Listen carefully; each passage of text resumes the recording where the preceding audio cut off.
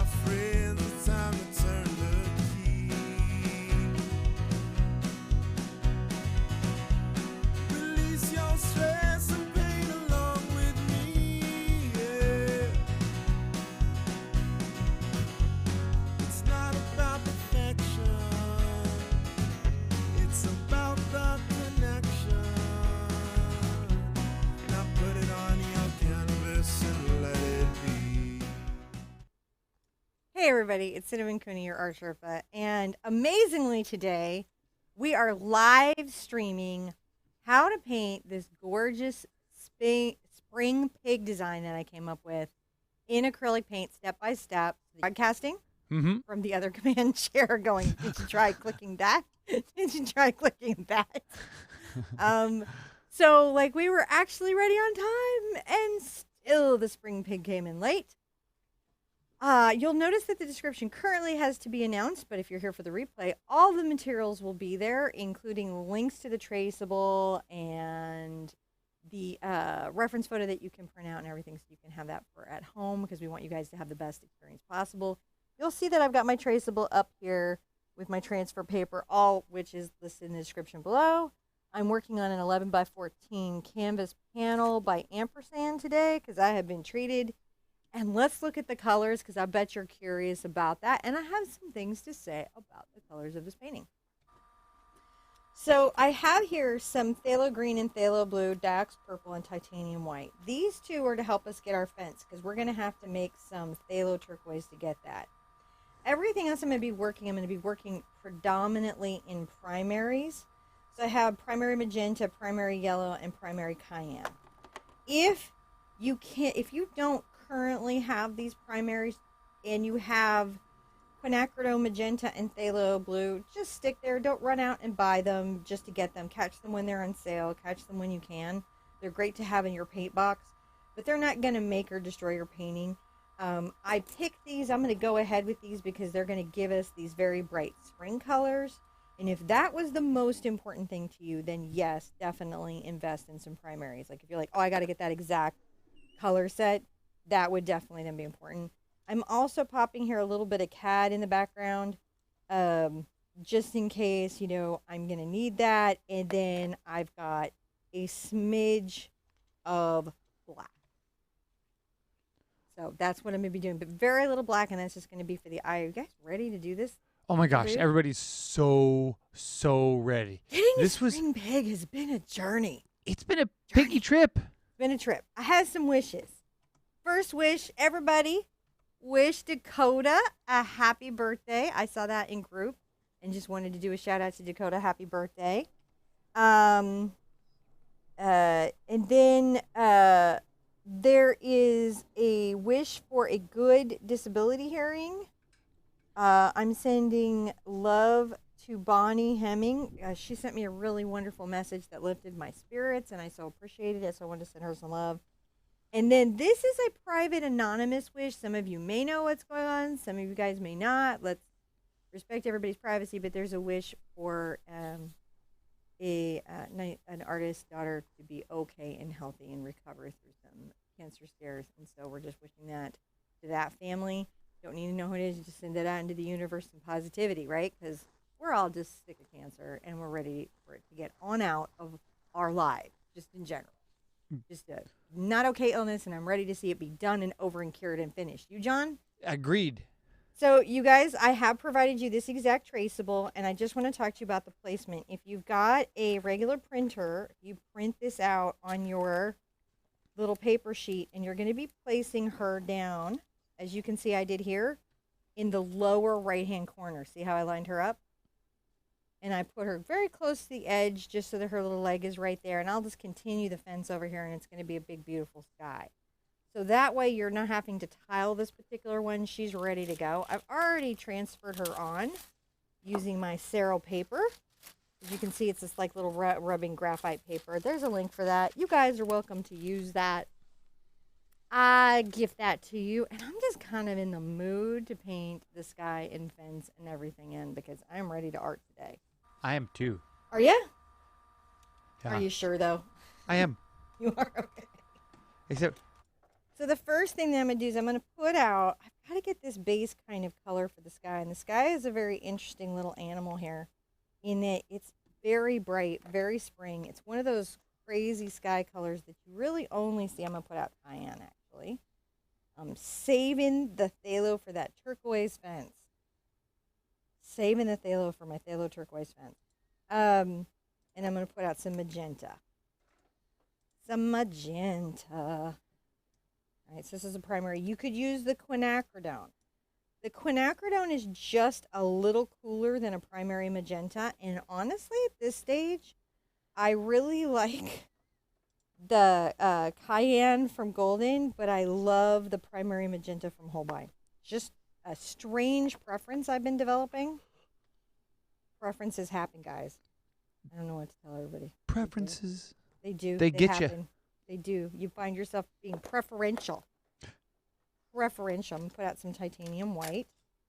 And I've got to get this background in and then a little bit sort of painted in the fence. And I'm wondering if I'm going to want to, I'm going to be using any brown in that, or I'm just going to use a contrast. We're going to see. For right now, let's get the basis of the sky in. You guys ready? Mm-hmm. Get yourself a nice, at least 1 inch. I'm going to use an interesting brush here. I'm going to use a 1 inch number 26 ruby satin, short-handled. I'll make sure you have a link to a place where you can find these. These are available, and actually there's some cool sales going on right now around where this brush line I've seen half off. Can I admit something? When you said reach over and grab a big, I was ready for you to say cup of coffee. I don't know what I'm talking about. I'm ready for one, man. Are you ready for one? I need a cup of Joe. So what I've done is I've gotten the brush damp but not wet, and I'm coming out, and we're going to start referring to this as the landing strip. Something important for you to realize when you're loading your brush. You're going to make a landing strip. See how that looks like that? Like a little landing strip for a plane? Yeah. And coming from this outer edge, I am not working the middle of this paint plop. And that is because it's going to really waste my paint if I do that. Now, this is a pretty wide landing strip, and you can see that I'm mixing it to the side here, right? You cross-hatch it a little bit? I am. And what I'm doing is I'm flipping my brush. Can you see the flip happening? Add a little bit of water to that, and I'm just cooling this blue. I'm going to get my white into it. There we go. So I get a nice light color for the sky. And I'm going to just go ahead in the sweeping. Isn't this gorgeous? Really? Sometimes paint's better than photography. It's really weird. Sometimes it is. I'm going to just be doing this sweeping little motion in my brush strokes. I want to see my brush strokes. They're part of the painting in this particular case. And you can see how there's some pockets of deeper purple and some pockets of blue. I'm going to come and load like this. Come here and load. Grab a little of my white. See what I'm doing? And this flipping load lets this really get into my brush so that with less paint, I go further. I actually answered a question about this on Facebook yesterday, but I'm going to go around my little tracing and my little pig here very carefully. It didn't save for reasons I don't understand, and so the best answer about paint just didn't save, and I feel really bad for you guys. It was good. It was good. It was so good, and it didn't save. Pulling out the landing strip here. See how we're doing? What? Oh, is my sound bad? No, it's just a little further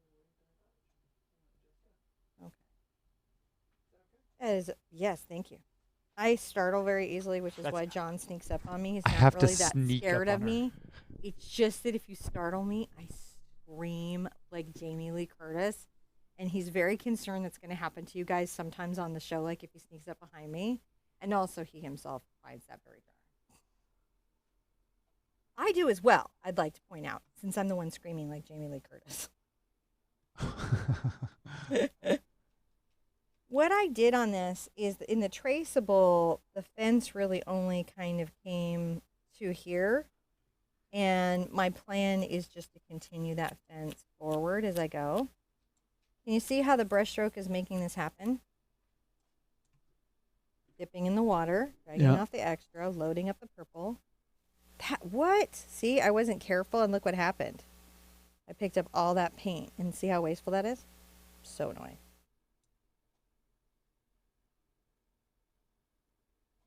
Just getting the white in there. I'm just doing this back and forth kind of painting. Now down here, as you come down, we're going to come back with a little bit of a light color. We're just getting that base sky kind of worked in while you're at it. Load up the white. Now at the fence line, I'm going to add a little more white to my brush, and I'm making sure that this comes down below where the fence is going to be a bit. So if I have any cracks or openings in my fence, they look natural. I'm adding a little more white here and still lightening this horizon line. Come over this side with that light color. A little bit on Spring Piggy this side.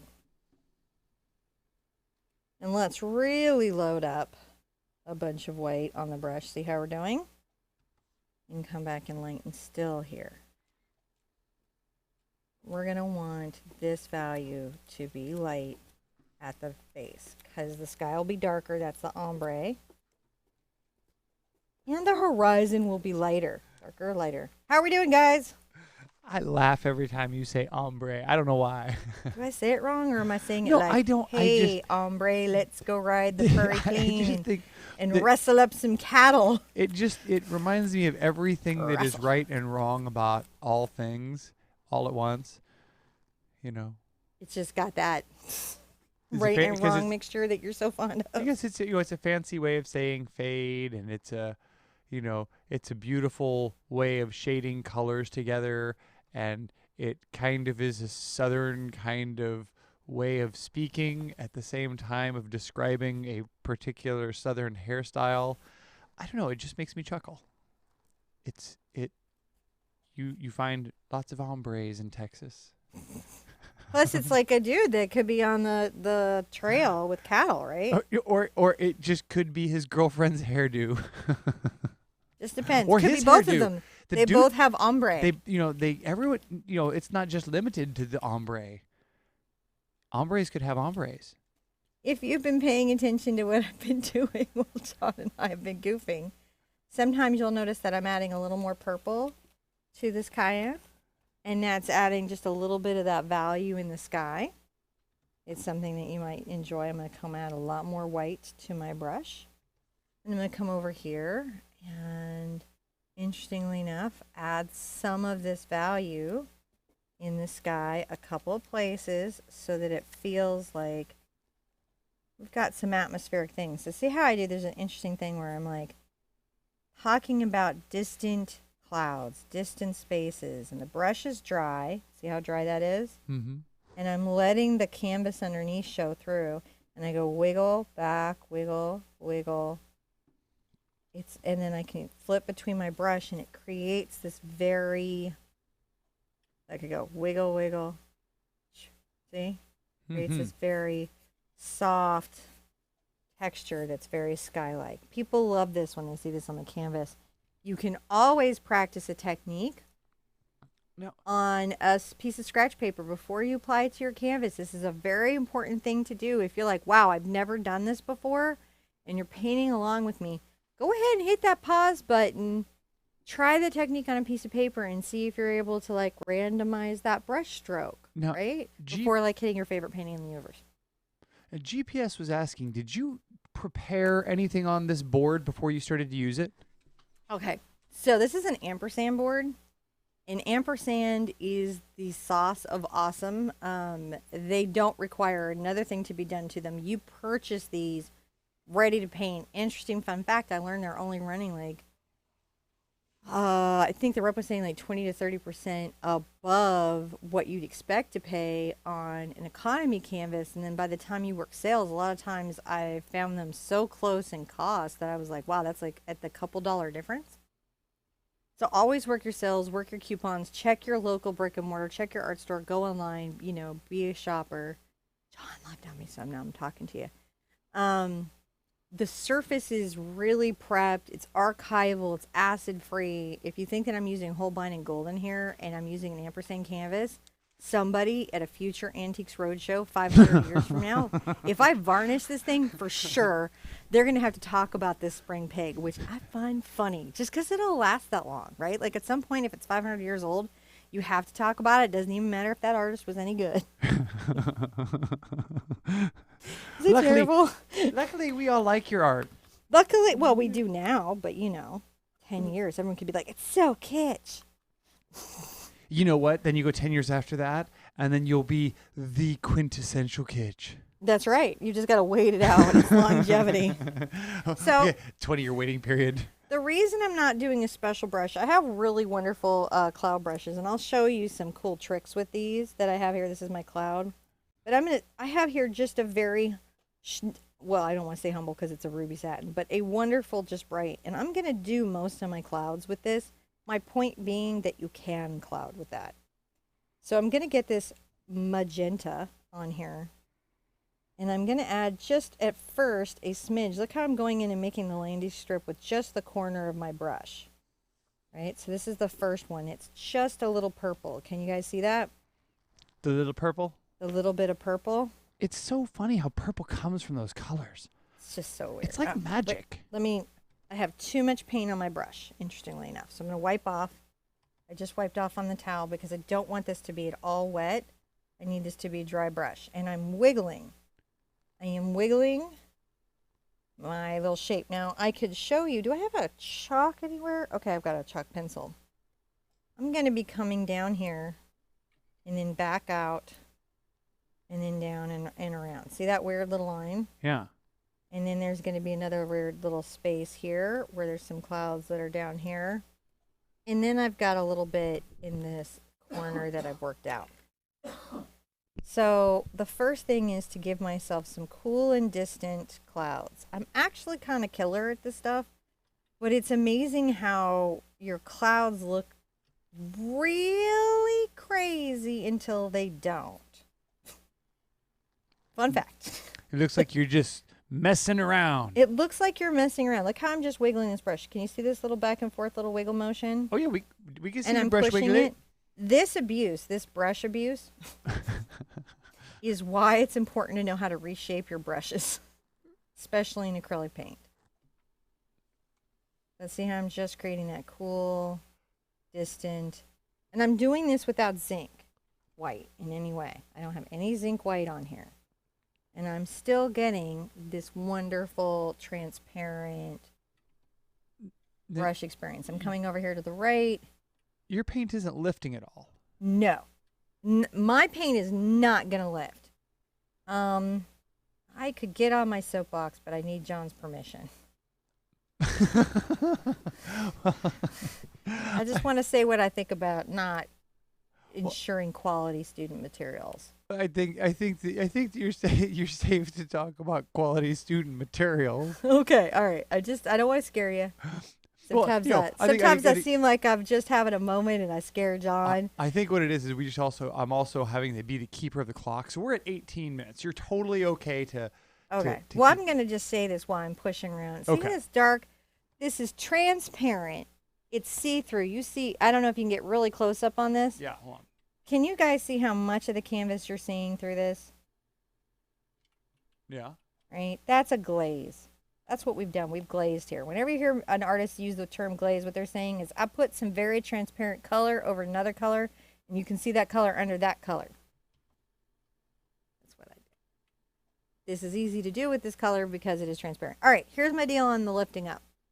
I think it's ridiculous, apprehensible actually, to manufacture, sell, and distribute a product that does not do the basic things that acrylic paint should do under the idea that it's for students and their learning. And the most important thing is their pocketbook. And I do think the pocketbook is an important thing, having been an artist my whole life. We're not known for our copious wealth, right? But the idea that I could spend this time in this hour, like, what's my time worth? What's my labor worth? What's my stress worth? Make a paint that binds. Make a paint that covers. Mill it enough times. And if it sucks, exchange the tube of paint. Just saying. That's my thing. John's probably like, oh no. No one will work with us again. I'm rinsing out my brush. Your brush can be rinsed. And I'm going to make a slightly more magenta-ish cloud. So I'm going to pull my magenta out here, and I'm going to grab a smidge, just smidge of my yellow into it. I don't want to have anything close to orange. That's not what I'm looking to get. I'm just warming it a small amount so that it's going to really stand up over this cool area. So anyways, a lot of paint companies, I feel like they will, you know, manufacture something under this idea that you guys are students, and therefore, since you're learning, your experience is maybe not that important. And that is why sometimes I seem to be more fond of some of the pro companies. It's not really pro, it's just places that think what they make is important. Now, because you don't have to, like, there are lots of companies that make paint that, you know, that it's not all pricey, but they still really care about the pigment, the experience, and the student. Yeah, can I throw my 2 cents in here? Because I've had some really interesting, you know, views from the side chair here, and what I'd say is that the paint manufacturers who've been around for a while, they think about the student experience and they reduce cost in the right ways, whereas a lot of the, you know, the companies that just set up that are you know, they're like brand new, they're just producing a low cost product. Yeah. Oftentimes they're copying what those more established companies have or experience how doing. about when a conglomerate buys an established company and uses and trades on its name? No, we're literally not does talking. not necessarily keep up those. I can't tell you how many artists that I've talked to where they used to buy from one company, it changed ownership, and the quality of that product that they've grown to depend on just completely dissipated. No, we are literally not talking about any one particular That's why company. we're being general. There's no hidden agenda. It's just that what we're saying is that the natural flow of this is, as we've had a chance to armchair see it, we're trying to share with you our experience. So that's all. Yeah. So right now, it's crazy, right? What's going on? So tell me It's what you all did over here. smudgy, and then when you get up close on it, so would- take a breath. Let me get up close on it. Look. Go walk across your kitchen, your living room, your art studio, wherever you're painting. And that's okay. And yes, that is okay. And that's what you want. Because when you're going to stand at a viewing distance to a painting, something that as a student you won't realize is that your distance is like here, right? You're like right here. That's not how we view painting. We view painting, you know, at least like how we view a TV, right? You get right up on a TV. Do you remember it used to be all pixelated? And now they're like HD TV, but you know. You don't need to be HD. You don't need to be an HD painter. All right, so I'm going to get this magenta here, and I'm going to now add a good bit of white. I'm going to loosely mix it into my paint. So I'm having some darker and lighter value sets in here. You can get a smidge of your yellow to make sure it's warm enough. You don't want to get orange because then you'll have distinctly peach going on. Nobody needs a distinctly peach sky. Well, maybe you do. I don't know. Let's see, I'm just pushing this around.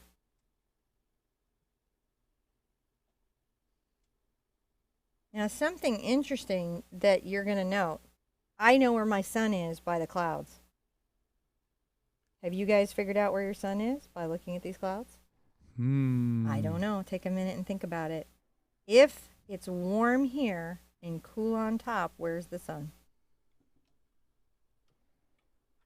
See, wouldn't class be more fun if you had to take like an art class and be like, can you define your light source? I'm going to bring a little cloud bank over here to the right. See how I'm doing? Yeah. It's loose, it's light. I'm going to leave a lot of this kind of cool cloud here as I warm this up. That's why I warmed it up. That's why we're playing cool and light.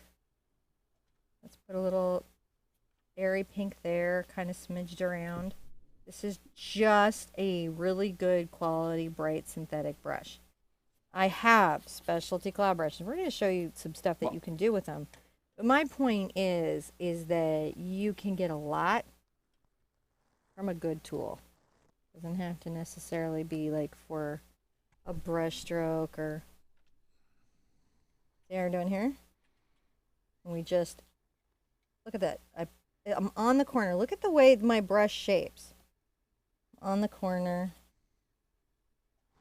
Is that good? Yeah. I don't know. So see, I'm really liking that. Let's back up a bit. See, when we back up, it gets very cloudy. In fact, it gets even better sometimes than the photograph, and that is a wonderful feeling. Now, as I'm coming up here in the corner, it's very bright pink. It's pretty warm.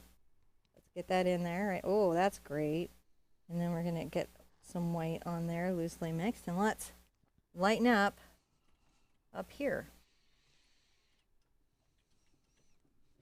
Got to lighten up, and I'm just pressing in that corner.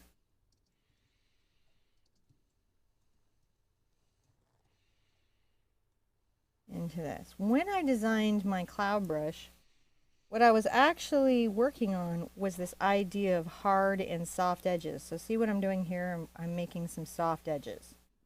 But in clouds, you need a few hard ones, and they usually need to be put on a very dry brush.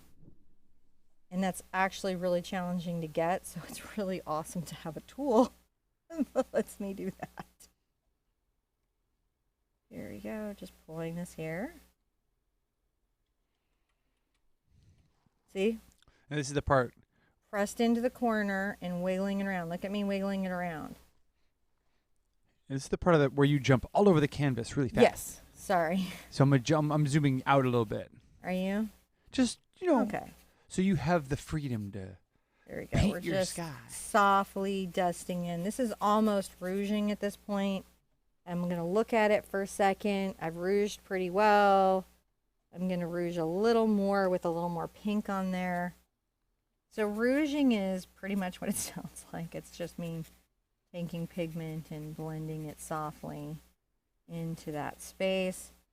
I'm going to get a little more of the white on there. This would be more quinacridone Oh, that's too much white. rouge. Okay, so I got too much white. What I did is I'm going to wipe that off on my brush. I'm going to take this little spot. Look at that.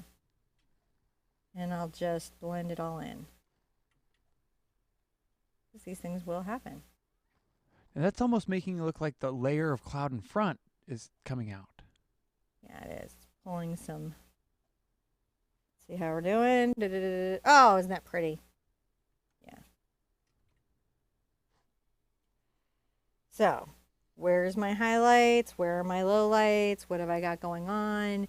That's what we're playing with. Now I can get a little of my quinacridone and get it onto my yellow like I have here. Like I'm doing.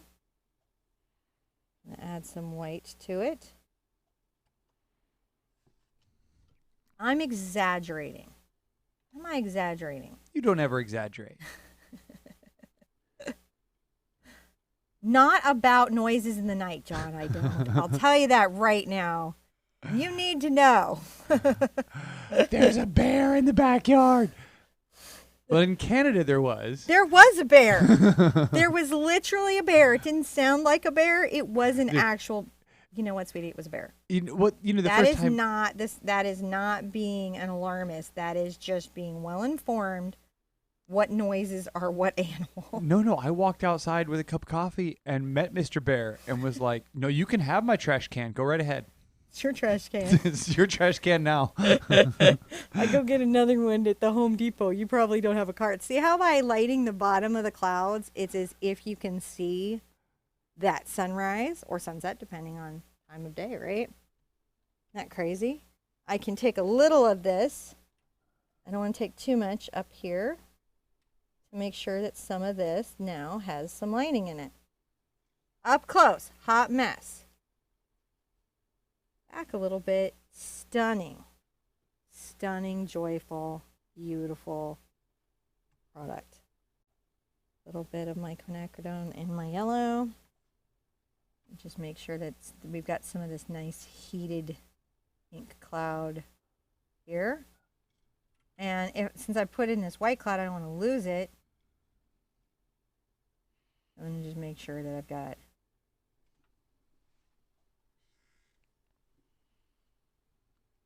a little bit of my warmth happening here. It's fun for me. It's like my favorite part, so you have to bear with me as I dance around and make a really gorgeous sky. That sky did come together. It was. I have to admit, I was kind of concerned where you were going with it. He's always concerned about where I'm going Well, with it. you know, Where are you going with like, this? I don't know how, but I'm sure with enough layers, this will be fine. I don't know how, but eventually I'm sure it'll be okay. So I just got a little of my quinacridone on here, and I loaded up a bit more of my yellow. You can see how I've dusted around. I want you to, if you have this brush, you're going to press it into your palette pad. It's important to loosen these up. You don't want to leave them super tight. And I'm going to load up a bunch of white. I may come get some more yellow and a bunch of white. See how it is? Now, one of the things that this does is I get a beautiful sharp edge while still doing a light, airy, dry brush. Like you do. Like you do. Like I do. Like I'm the just pigs coming do. here, and what I'm looking for is places that sunlight might have caught a cloud. I'm just making sure that we talk about it a bit. These brushes do not work on tacky, sticky, on any surfaces that are sticky. So you do need to work them over a dry surface, because if they get tacky, you're going to be fighting the brush. Something else. I see everybody come in vertically. This is all you get vertically. It's a hot mess. You want to come in like a deerfoot stippler. You want to come in at an angle. Look at the angle of my brush. Now, I will notice that board has that the paint sticks to it really, because normally, like on some of those more inexpensive canvases, I could pull the lift. paint right off with my cloud brush. Yeah, you can if you're not like careful. the reviewer on Amazon said. I didn't know what to. It's like, it was so funny because you knew it wasn't like a Sherpa, and you were like, man, if only he'd seen the video, he totally would have known.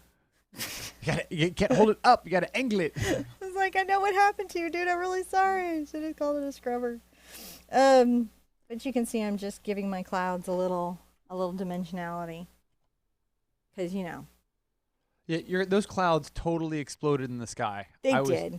I was like, what happened? Yeah. Well, when I created the digital design, what I had was a pig I really liked, and the idea of a kind of barnyard scene. I didn't want to say Charlotte's Web because honestly, that book makes me cry nonstop. But it has that sort of kinder, gentler, that'll do pig sort of feel to it. And I really wanted to create that. There wasn't any sky that, of course, that was sized that way. So I had to take this big, massive sunset and like cut a crop it in there. And I was like, well, that's not going to be realistic. But then I was like, I can work it out. I know what I meant.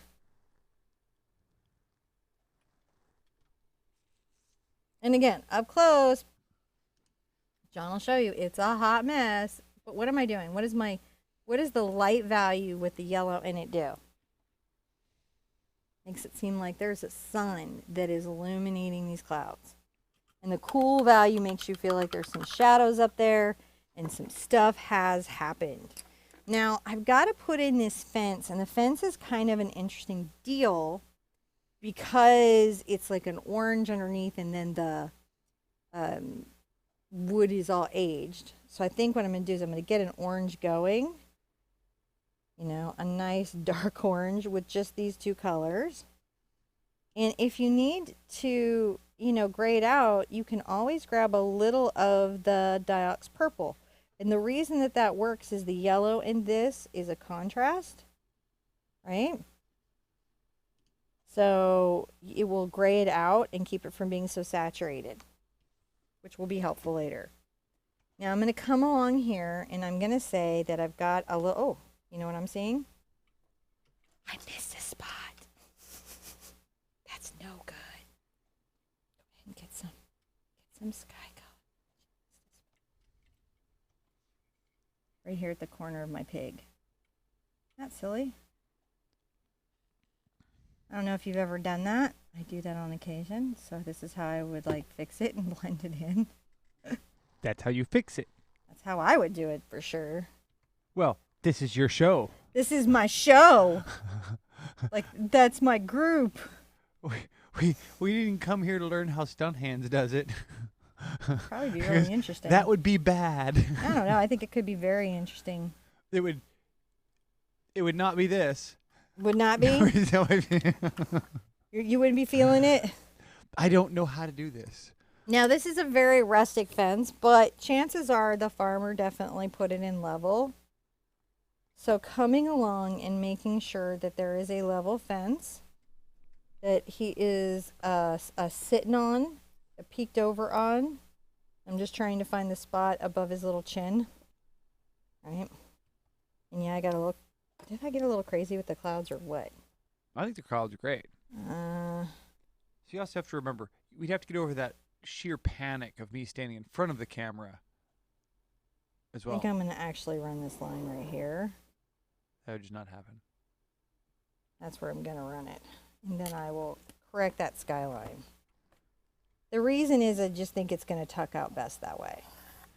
I like this fence that you found. What? I like this fence that I really did too. I like the fence, and I was excited about that whole thing. And pigs just chilling out, going, "Hey!" Right, and then I've got to make sure that I've got a nice warm. I guess I'll use my other cloud brush. The official cloud brush that actually says the word cloud on it. Not the prototype cloud. Not the prototype cloud. I should put those back into my little archive bin and give you a set of new ones. This isn't the prototype. I mean, the other one.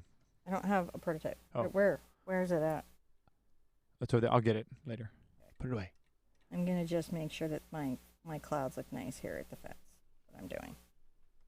I don't know what you're doing, but that's what I'm doing. I don't know what I'm doing. Just gonna make sure that they look nice here at the fence, because otherwise, what the heck? There we go. That should be good. Now I should be able to be rustic with my fence and not be stressed over it. Yay! So the first thing I'm going to do is I'm going to come over here and I'm going to make a little fence board. Come over a couple inches and I'm going to pull this down. It doesn't take a lot. This is really just about brush stroke directionality and having this deep value, because we're going to have these little cracks in the fence and things like that. And to make it rustic, it has to feel hand hewn. It's got to feel hand hewn, man. I'm dipping a little bit in my water and I'm improving the flow. I'm going to get my yellow and red and make my orange, and see how it's just rustic with the purple. You know, this one could be about the same height. It could be thinner. And we'll come between each board with my purple in a minute to make the deep groove, and then we will, quicker than you can imagine, age out this fence. It's going to be kind of a trip. Isn't that just not look like it's going to make sense right now? All right, here we go. I've got the yellow and the purple and the quinacridone, and you can see that's getting me to this interesting little fence color. The reason I go through and mix it is so that I'm naturally creating these little defined boards. Now you can always just load right up with a little purple and just come between these two with this dark line.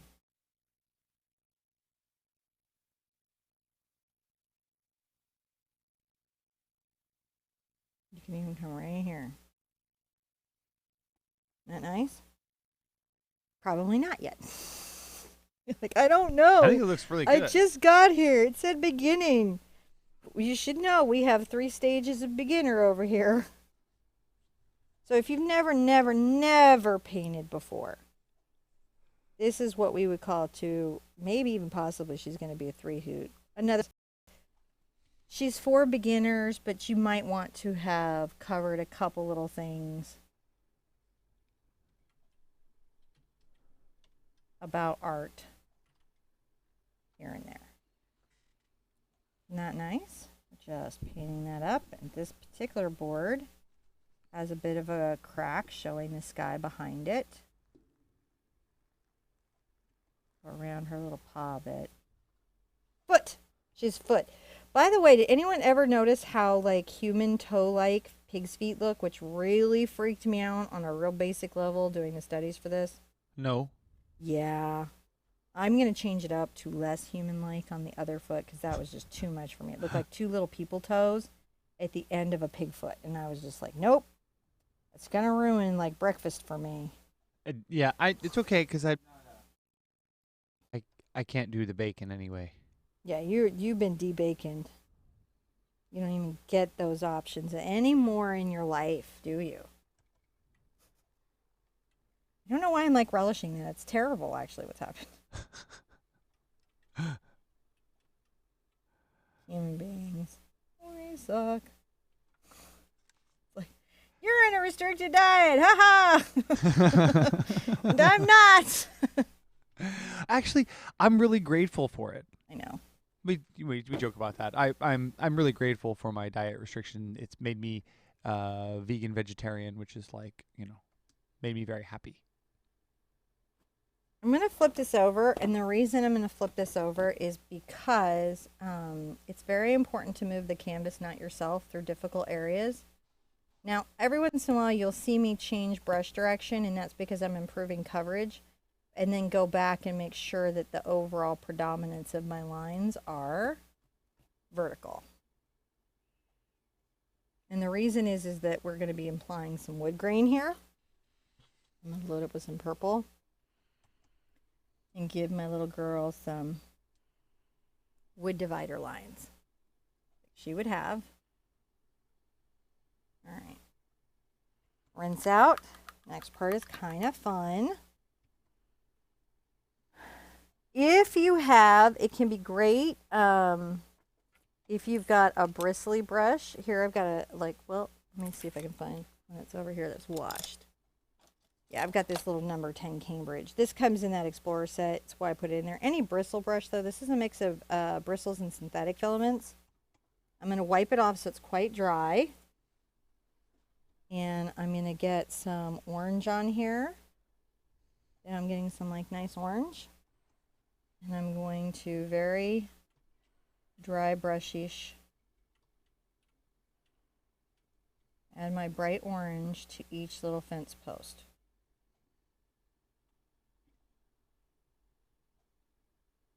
Right, a little dry brushy orange.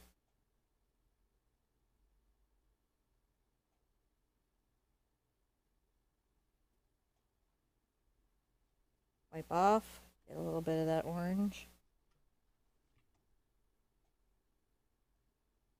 And this is just a dry brush. It should just be oranging it up.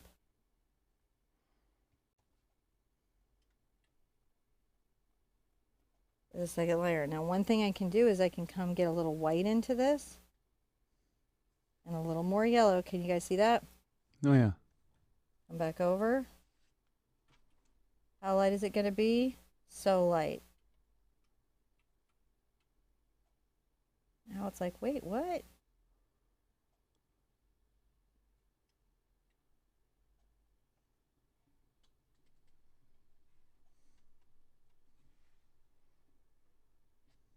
A lot of this is going to peek through our phthalo turquoise part of the fence. And it's going to come in and make this feel super rustic.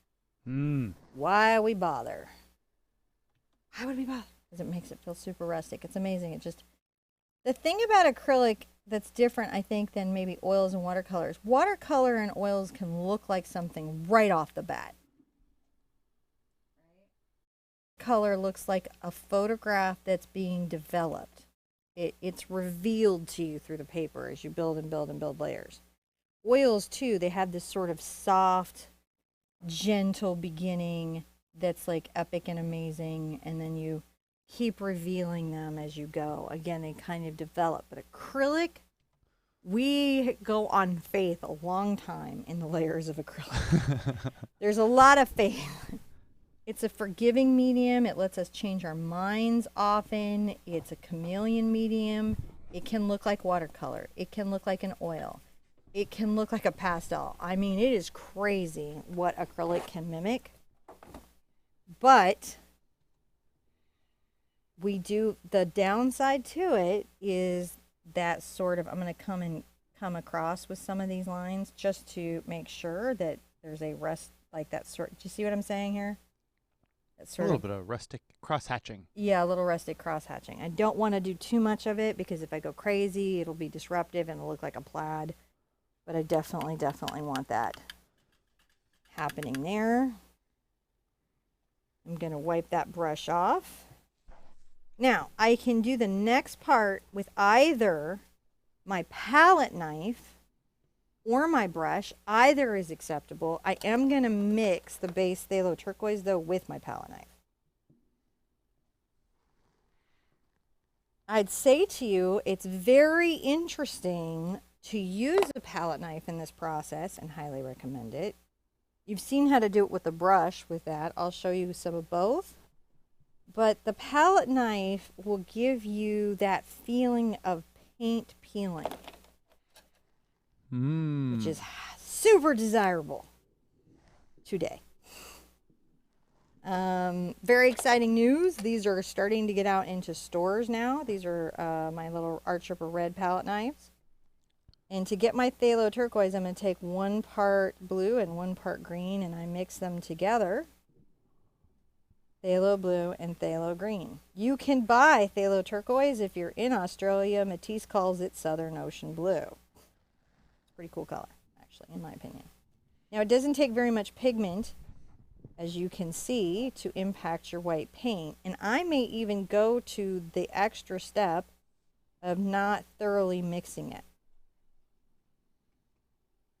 Right? I'm going to load up, and since I'm going to be stroking up in towards the right side of the knife, I'm going to load a bead. Can you see I just scraped and loaded a bead? Oh, yeah. On the left side of the knife. And I am going to move my painting to the side here. John's going to follow me as we go. I'm going to come on what is now the left-hand side, moving to the right, which is why my bead's on the left. And with almost no pressure, paint the fence phthalo turquoise. What? Yep, that's what we've done. Can you believe it? Look at that. Oh, wow. Is that just a trip? That is. You can keep getting more like of your white in there because it doesn't have to be a perfectly even paint job. You can come along here and tap some paint along this board edge. You can even come in like that, look at that, and then come back over the top. You can tap right up to the center. And if you want to get like something like that on the left, then you just come and load a bead on the other side. Watch this. So I've loaded the bead on the other side. Look at that. I can even go and I can have a really rustic board. Check that out. Crazy, right? So I'm going to come from the right-hand side, so my predominant beads on my right-hand side, stroking left. And I'm just painting my fence. Look at that fence paint. Oh, man, it's crazy. I know everybody visualizes in their head, like, painting every crack. But sometimes in art, that isn't always our best choice, right? Yeah, sometimes that I like how you're letting the tool make the decisions of where things stick and where it doesn't. I do too. You can always come in from this side or that side, as long as you have well loaded.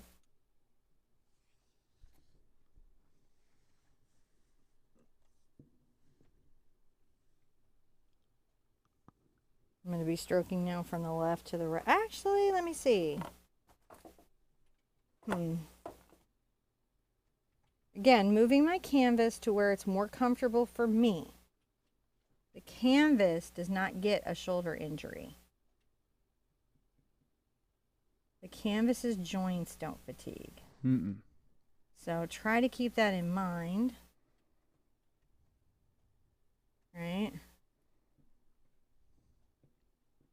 A nice shape of the knife. You can even do some weird detail work, look. Don't feel like you're ever just stuck, and you can't.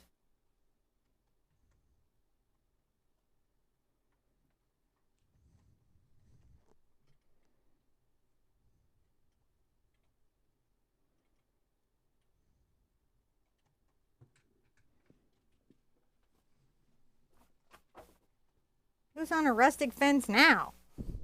Wow, that's looking really good. Isn't that crazy? I love that.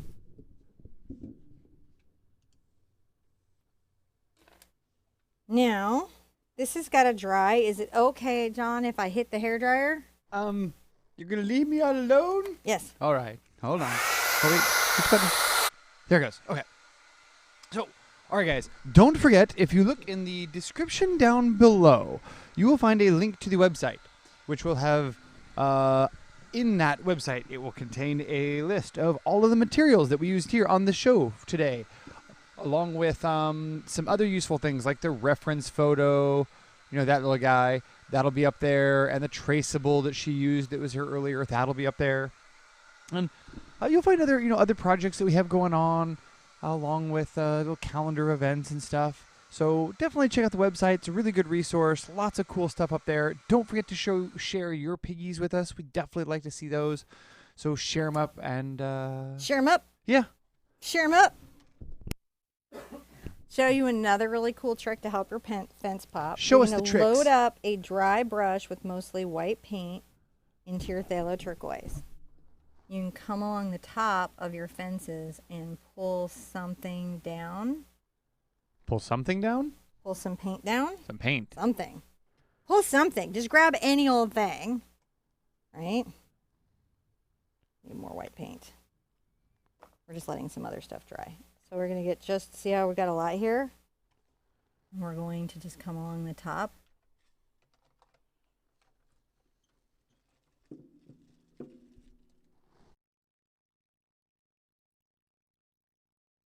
So a lot of times people forget that you can use 2 tools together.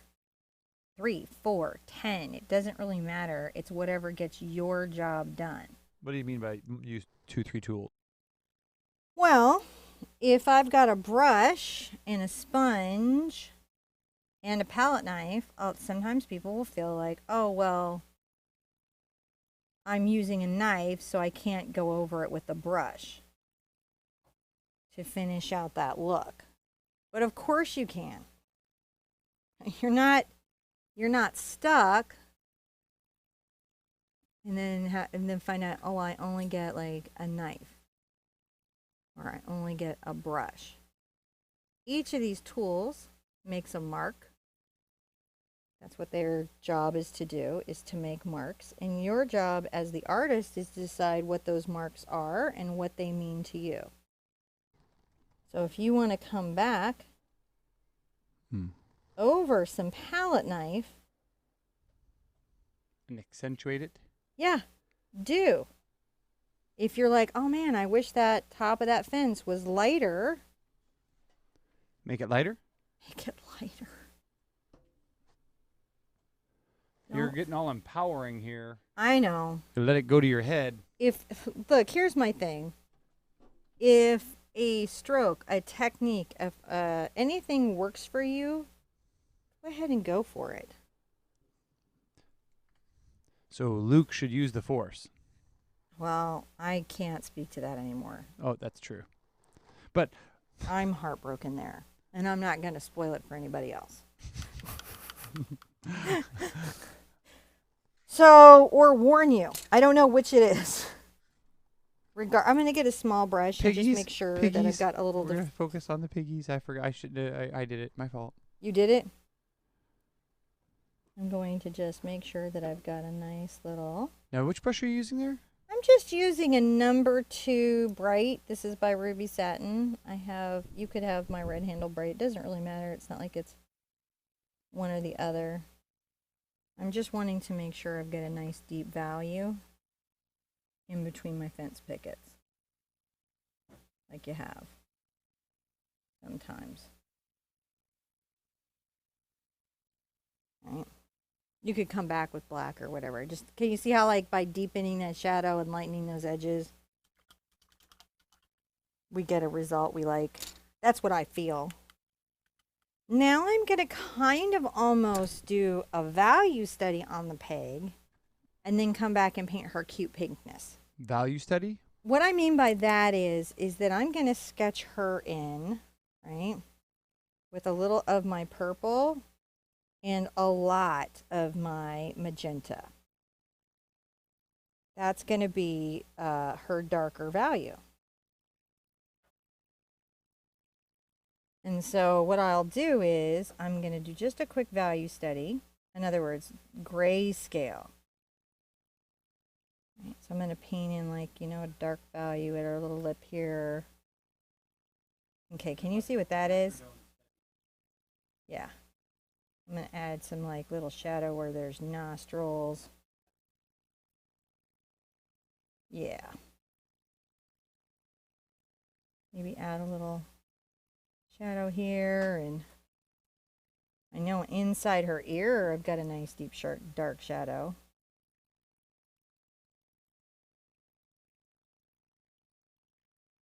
So I'm not really using any black or brown or dark colors that you might normally think of.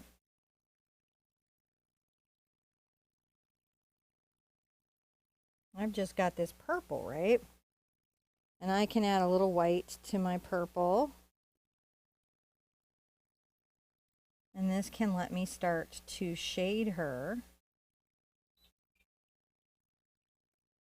in a way that I might want to before I ever put on, here I got some more purple on there, any of the pink that is going to be her cute little piggy skin. This is a very cute little pig. But there's some things that we just know, like she's got this little snout. Interestingly enough, coming in and taking a minute to sketch her out monochromatically. And you're like, wait, but that's purple. That's right. But I'm just going to use this color mix to think out her value set. See, I don't know about this. You say purple or quinacridone is only one chromatic. I think that it's polychromatic by its own nature. It can't be monochromatic. It has to be multi. I don't know why you think that. Because it's so purpley. It's like I don't think it can be contained by just one chroma. I feel like you may be missing the point. What am I doing here? I'm saying, okay, well, we know she has a shadow kind of like here at this eye coming down. Look at where I'm putting the shadows.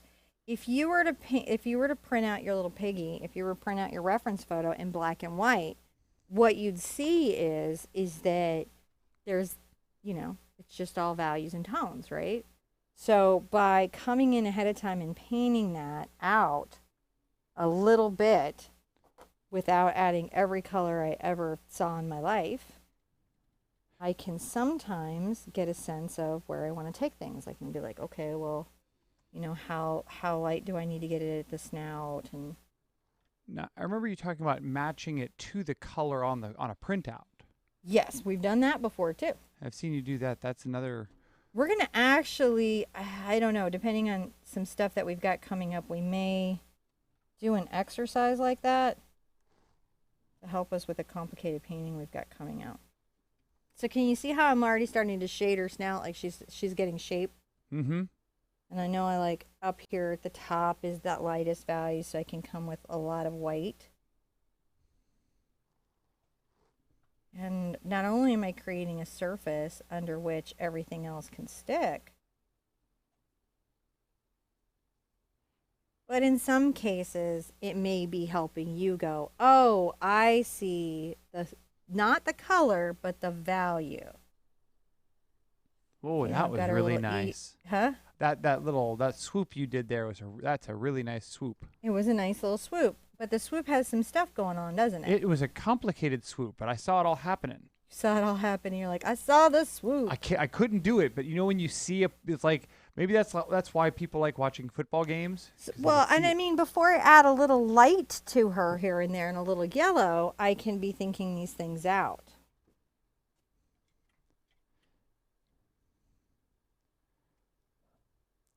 It's interesting to see you just like when that brush stroke happens, you're like, oh, I understand what you were doing there. I Well, couldn't do it, but you know. And this is why art, I think, is confusing because everyone's like, oh my gosh, it's just coloring. We should all be able to do it. But it's like math. It's just addition. It's just subtraction. It's just algebra. It's just calc. It's just trig. It's all math. But it doesn't mean that concepts don't build up around each other. Right. You know, because they do. Some maths are hard. Some maths are hard. Says my husband, who didn't help me study in the algebra trig, even though we promised we would. Then I'm going to call you out in front of a gazillion people you don't know. I just, they tell you when you get married that, there'll be something that that was 20 years ago almost. I have nightmares about it still. Just saying, I'm not through it. Not through it. Not over it yet. We're not over it yet. Still not over it. But that's okay because it gives us something to talk about when you're painting pigs. It's true. Now you're sort of scrumbling some pig face on. What I'm just trying to do is go, where are the lights and where are the darks on her cute little pig face? Because if I can't nail that, The value study. if I can't nail the value study, I'll never get her. And by simplifying this first layer before putting out all my paints, I can start to, and also I'm going to come in and dry brush the heck out of her with all these bright pinks and then eventually some white and then some yellow. And she's going to be like, as if she's lit from the inside. Because I don't have to play fair. That's not my job. My job is to teach you guys how to paint. So hopefully I'm doing that today. I think so. Oh, good. Everyone here seems to be having a good time. I am so glad. This was an image I feel like people wanted to know how to do.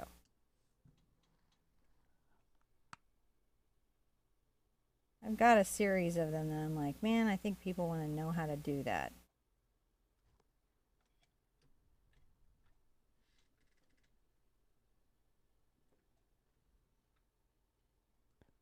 Just blending this here. I've got to lighten up her snout. She's a really big light area on her snout.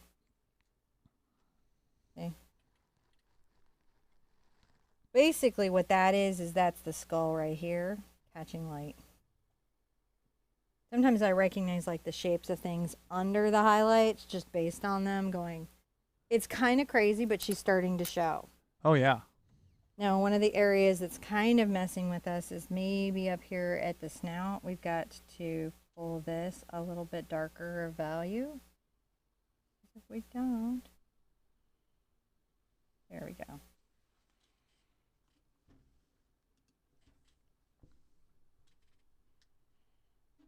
Let's keep valuing her out because we value our valuable little Miss Pig, don't we? Yes, we do.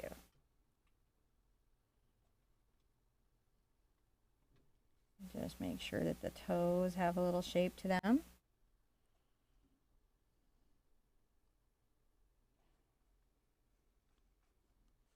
And then this has got a nice dark value coming up. I guess I could almost get into the purples on that.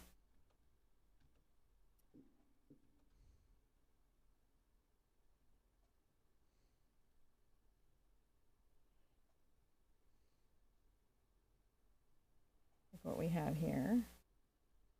I may even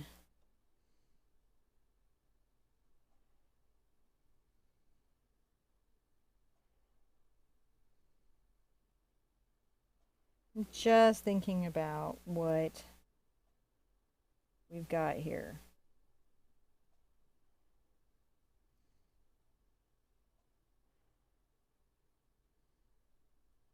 A little bit of a toe there that I'm not going to do like a human toe because that really, really did freak me out a lot. It's going to just really ruin a lot of things for me. All right, so I'm sort of getting there. I'm getting that sense of, oh, this is her values, these are her values, this is her platform that she's running on, Miss Pig. The piggy values. And again, just sketching this in, you're just thinking about this. You're going to be building up and building up and building up. But this is giving you a chance to just sort of slow down and say to yourself, what is this about? What is this about? Really? What is any of this about? I think it's about, I have guilt about like eating them. Okay, that's you did no. I mean, this is too deep. It's too deep. Too deep. I don't know. I I'm thought starting we were- to I feel thought- like that. I didn't feel like that until I saw the toes, and then I just couldn't stop.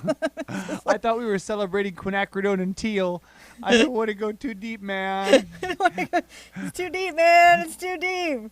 Game over, man. Game over. Dude, yes, you've landed on an alien planet where face huggers are. It is game over. Very good assessment of the situation. Just saying. How do you not know that is a I'm mistake? not a fan of fire ants or aliens. What they don't need to be is smarter and bigger. Yeah, no. So that was the one time the use of a nuclear raid device was appropriate. Super appropriate. Nuke. It's the only way to be sure. Okay, so happy piggies. Happy piggies. No, I think that aliens are happy piggies too. Maybe. Maybe. I don't know. So it's when Predator comes and says, I'm sorry, I don't have pigs. They're sentient beings.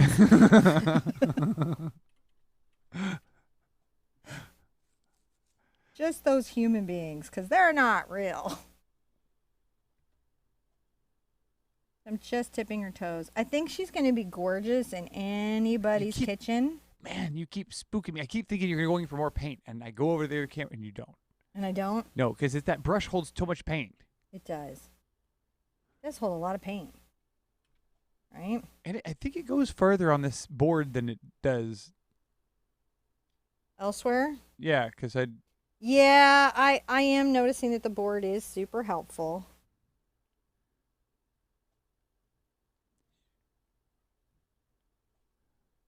The board is helpful.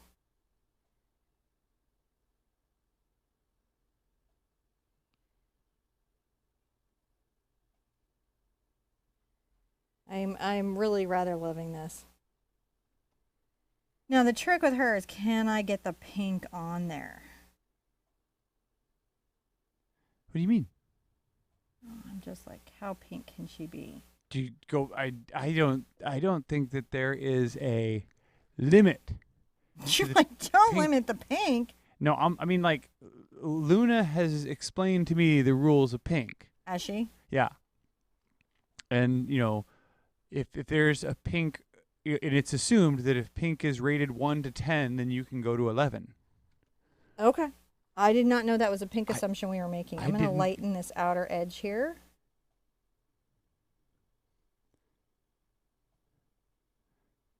And then maybe a little bit right here. But I think what we have is a basic story of her values. Like, she's not completely off. Can we see her now? Mm-hmm. Good time to get a screenshot and save it for later. Now, Rita was asking, what board you're using? You're using a gessoed panel, right? Okay, I'm using this. Yeah, this is a gessoed panel. It's by Ampersand. It's this one. There you go. Okay, so this is interesting. This panel is acid-free, archival, and coated with Archiva seal. Protects against support-induced discoloration. God, the art community needs to rename that. Patented sealing and coating technology for panels. I just want you to know that that is called SID. Structurally induced discoloration. Which is literally one letter off the worst thing ever, like the biggest nightmare for all mothers everywhere. So, not a good naming. All right, hold on, real quick. I need to reheat my coffee. You reheat your coffee. I'm gonna do this. I'm gonna restart. I'm gonna reheat our stream.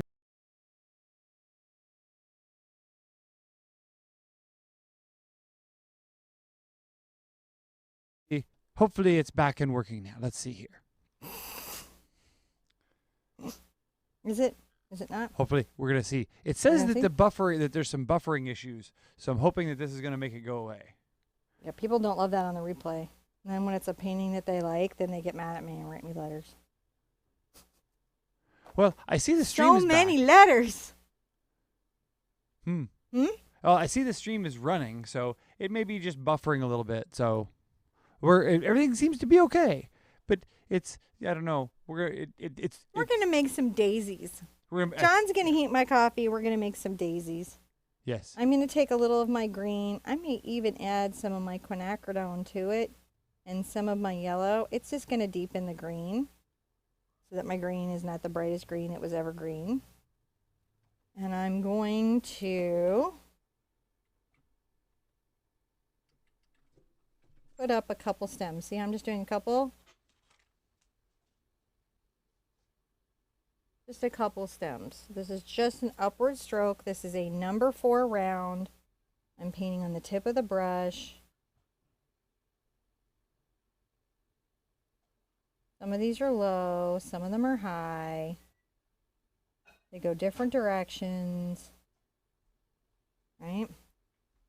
I'm gonna load up my brush and I'm gonna make little leaves just by stroking down. See how we're doing? It's not particularly something that we're worried about getting an exact science to. We're just putting some little leaves out. I don't know why I went to that extra, like, oh, I've got to absolutely give her flowers. But I couldn't live without it, and so I did that. And you can see that's just a brush stroke back, right? While I'm doing that, while that is just having a little moment to settle down. Let me get your coffee. You're going to get my coffee. Hold on a second. Okay. See if I can. And he's going. I'm going to add a shadow. So underneath here, she's floating. One of the things that you guys ask me all the time is how can I improve my art? And often one of the first things that you can do as a new artist to improve your art is to add a shadow underneath objects that would be blocking light. And a good way to remember that when you're very new to painting is this glass? Is it smoke? Is it water? If it's not glass, smoke, or water, chances are it is interfering dramatically with light in some way from somewhere. So then you can start asking yourself, like, well, where would the light have the hardest time getting? And even though this is photoshopped in and she's not lit like the sky, like the fence, we do know that near the fence, she's definitely going to be casting some kind of shadow. So I'm going to take a number 4 Cambridge today, and I'm going to get my purple. And I'm going to go ahead and grab a little of my phthalo blue. And I'm doing these two because they're very cool, and they're pretty transparent. You can see I'm kind of smudging my little brush out so there's not a lot of paint on there. And I'm going to come right underneath my little piggy pig and take this minute to make sure she has a shadow. So you see the brush is dry, the paint's transparent, and I'm just adding this little shadow under here. See how that is very nice? Well, I feel it's very nice. Yes.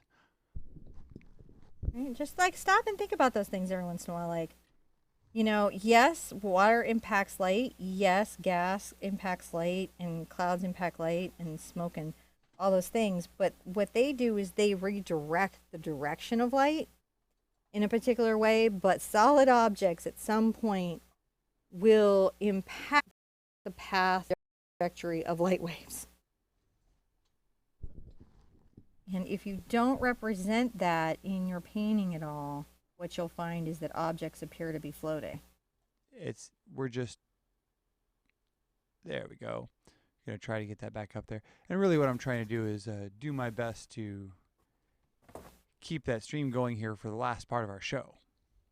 How are we doing? Good. Good. Okay, so now that we have a shadow, doesn't she feel grounded and seated? We've got some little plants growing here. Now, of course, they all your flowers are facing. You're just trying to make a little daisy that's open. If you painted daisies with me before, you kind of know where this is going. I'm going to open this one this way. So This is not quite a star. It's not quite a bowl. It's more like a platter. I'm gonna definitely base some of these around. I'm just pulling in. See, I'm pressing in and pulling in that brush stroke.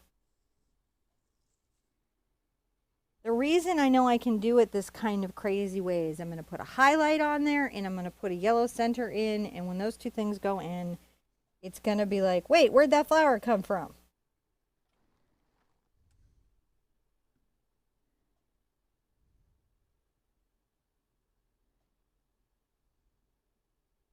I'm going to be like, from right here, where I painted it. It's loose little self. Little dip in water. We're just going to make sure. Believe it or not, we're getting pretty close to done. The pig, she's going to go in pretty quickly. So we've just got to get this little flower detail in, and then, wow, we're like about it. This is like this out. And just to be cheeky, I'm going to get a little of my yellow on my brush and come get a lot of white. Now what's going to be interesting is this is warm and lighter. So I'm going to add just a couple spots. Not to every petal, but just to some. That this is happening. Isn't that fun? Yeah. That second layer of the warm, cool. So flowers have warm and cool shadows. It's sort of an interesting thing. And even when you're painting kind of loosely and decoratively, you can still remember stuff like that. Look how thick I can put the paint out on these petals. I was sneezing, sorry. Right? I'm just tapping these in. This is just a little brush stroke that says these are like flowers. Look at them go. Just happy, just loose, just light. The trick isn't to paint the most complicated flowers you've ever seen in your life. It's about having a great time painting the flowers. When I have those in, I get the fun part.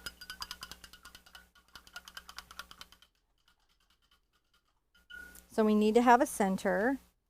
I'm going to check my small sponge. I think it's too big. It is. So if that's the case, what I'm going to do is I'm going to take one of my clouds, I think. Or, oh, you know what we could use? Watch this. We're going to make this super easy. We're going to take a Q-tip. You're like, wait, what? That's right. We're going to take a Q-tip. And I'm going to get just a smidge of purple on my Q-tip. You're like, why purple? Because it's the complement of yellow, and it will create a organic, natural-looking shadow. And I'm going to go put this sort of not pretty yellow in the center of my flowers. I could have done it with a brush, but I just want to show you that it's just fine. Just whatever you use is just fine.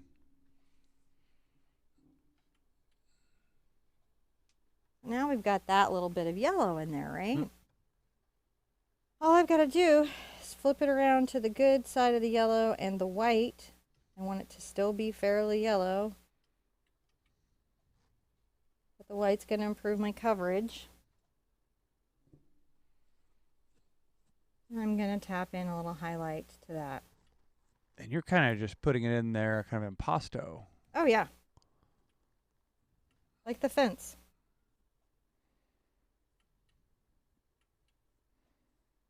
And that's another one of the things that adds to the painterly nature of things. Right. That's the thing is like, there's a lot of reasons or ways to paint. Sometimes it's, I want to paint super realistically. Sometimes it's I want to paint lightly and gently and cheerfully. And you've just got to decide what it is you want to do. I'm also going to get some white just on my cloud brush.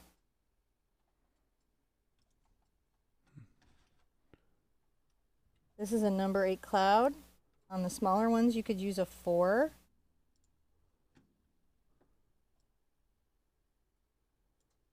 Just adding that next layer of highlight with the pure white. Oh, yeah.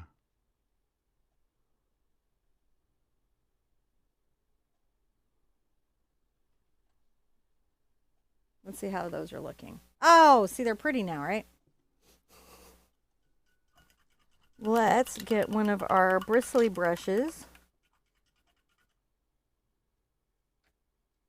I'm probably going to be working out the rest of this is somewhere between the 4 and the 6. I might get into a 2 on these bristle brushes. These are the Cambridge Bristle Synthetic Mix. They're just one of my favorite dry brushing brushes. And I'm going to start pinking up Miss Pega Pega. So here I have my wonderful, fabulous magenta. And I'm going to add a smidge of my yellow to it to warm it up, right? Because this is a very warm pink.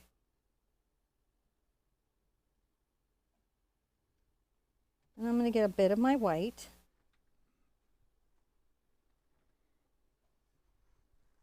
You can see I'm brushing it off on my brush.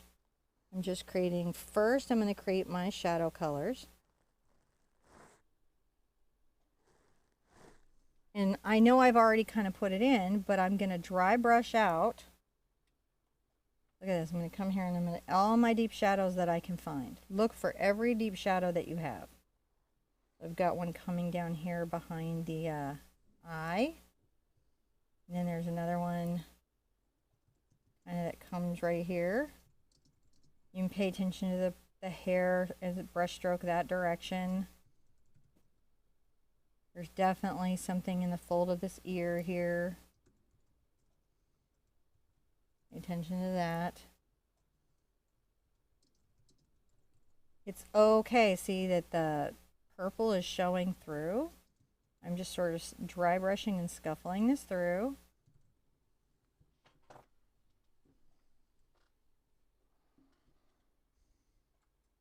I'm going to make sure that I've got a little bit there and I'm coming around here. There's definitely a lot here, right? Let's talk about that pinkish, dark little belly of the pig. It's not dark, guys. I'm a light being. I bring joy and well-being to the world. Look at that. So we're getting that in. She's pinking up. Oh, no. I don't know why I said oh, no. It's actually I think it looks great. Right in between these toes. And I want to make sure that the bottom of these toes are pretty good.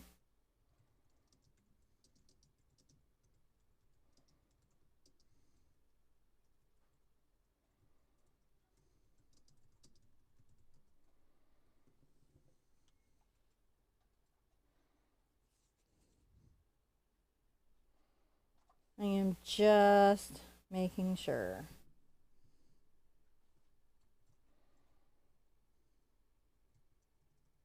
And this dry brushing, what this is going to allow me to do is build up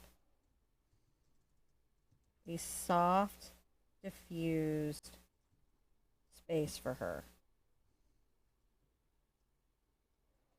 I'm going to put some white closer to my pink so I'm not having to travel so far. Because we're pretty much working her out in the pinks and yellows, and there's only going to be a couple like created darker colors.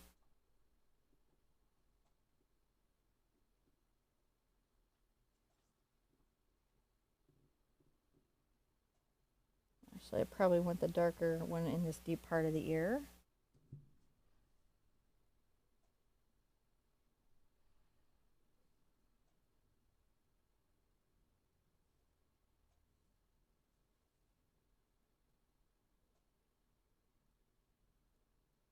I'm just going to be blocking her in a bit. So everything's going to be about how light or dark she is if you're talking about like how chubby are her cheeks. Right? Like how chubby are the pigum's cheeks? Well, if they're very chubby, then they'll have a lot of highlight on them.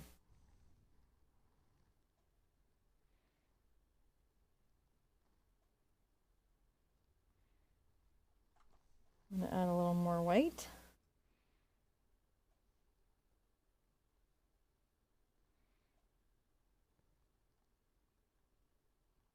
More white right here.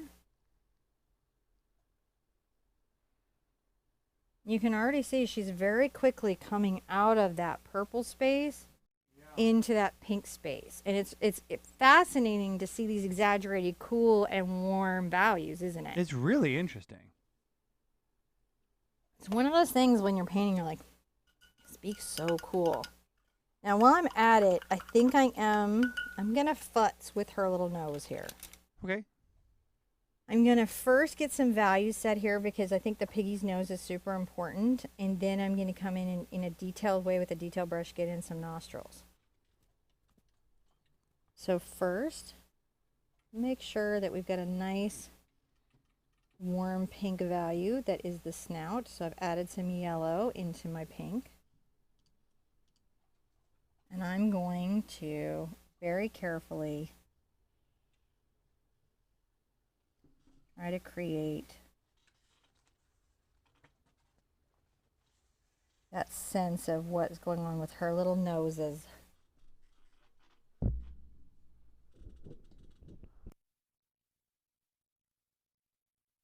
In the world.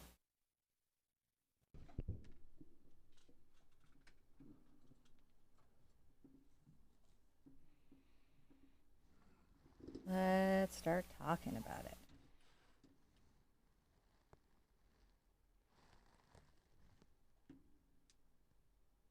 We're pinking up the nose. She's a little warmer here.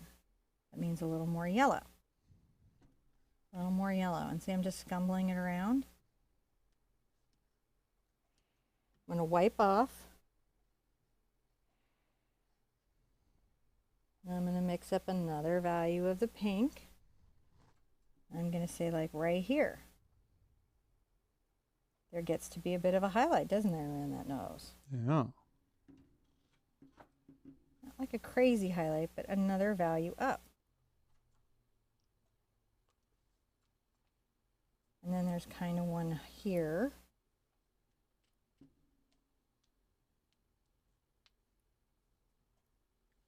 Picking this up again.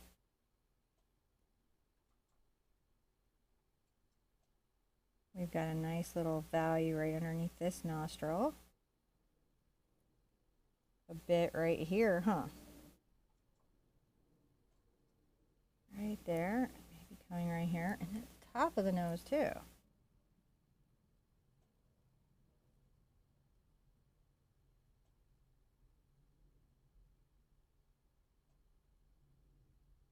Adding that value to that top of that nose. Might even get some yellow into that. A lot of white.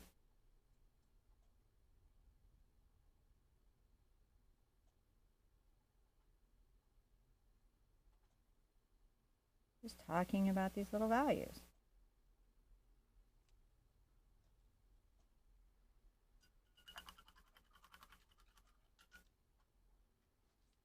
Now, I've got to create a slightly cooler shadow, and one of the ways that I do that is with my purple and my magenta, right? That's how I cool my shadow down.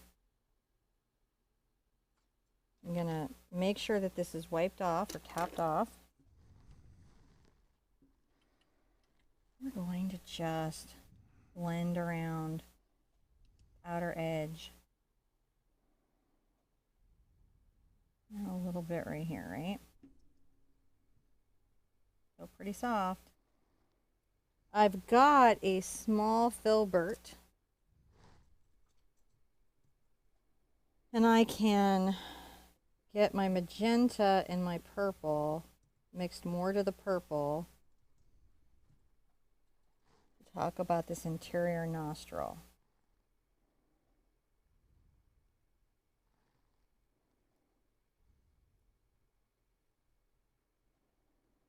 See how that's looking? Oh, there's a nostril there. Crazy. And also right here. The deep, deep shadow, important to that story. I'm going to add a little water.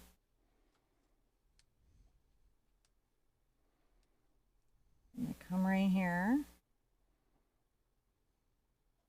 And we're going to give that little cheek a little tap there. Oh, look at that. Isn't that cute as all? Here we are, backing up. Oh. She's starting to look good, isn't she? She really is. I was just looking at her. I was like, I Where thought did you were she getting come paint. from? I don't know. I'm gonna rinse out my brushes. I'll get back into my 4 or my 6. Probably what I'll do is I'll work the ears and the eyes because those are complicated, and then work the big areas. So one of the areas I might want to pull a little bit of a slightly cool shadow is maybe right here into the center of this ear, which was just a little purple into my magenta to cool that shadow out. Wipe off.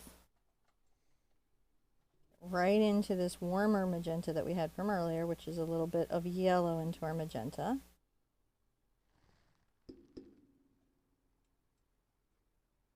And start just shading this out.